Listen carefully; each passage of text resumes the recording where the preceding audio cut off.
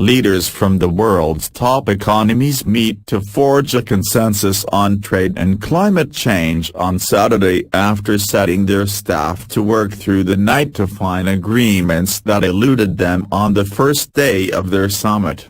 Germany's Angela Merkel treated the leaders to a concert at Hamburg's Elbphilharmonie on Friday night, where they listened to Beethoven while their aides began an all-night slog aimed bridging differences with the administration of U.S. President Donald Trump. Chancellor Merkel, for whom the summit is an opportunity to show off her diplomatic skills ahead of a federal election in September, welcomed the first face-to-face meeting of Trump and Russian President Vladimir Putin on Friday. Their encounter, which began with a handshake and lasted over 2 hours, was one of the most eagerly anticipated meetings between two leaders in years.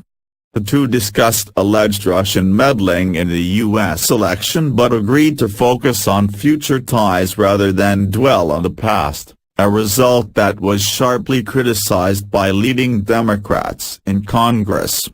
G20 leaders had a tough time reaching consensus on climate and trade policy despite a plea from Merkel to other leaders to compromise in talks that have pitted Trump against virtually every other country in the club of leading economies.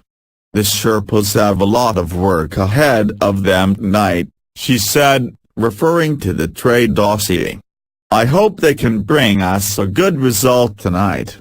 But here the discussions are very difficult. I don't want to talk around that.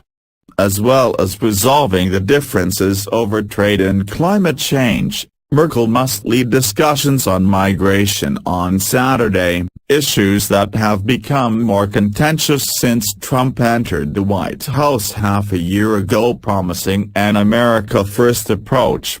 Last month, he pulled the United States out of a landmark international agreement aimed at combating climate change. And he is threatening to take punitive trade measures in the steel sector which would hit China, Germany, Canada and a host of other countries.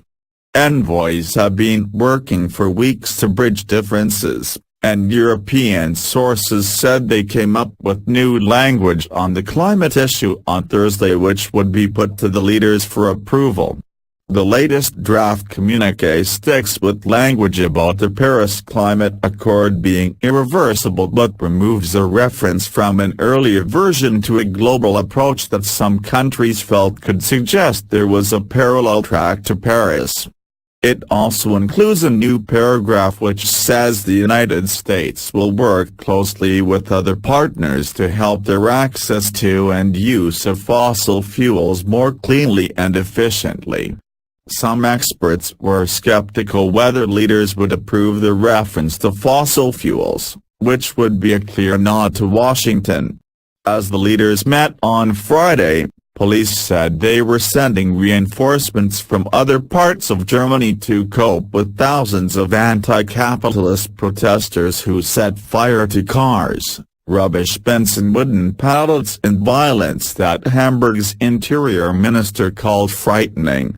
Merkel chose Hamburg, the port city where she was born, to send a signal about Germany's openness to the world, including its tolerance of peaceful protests.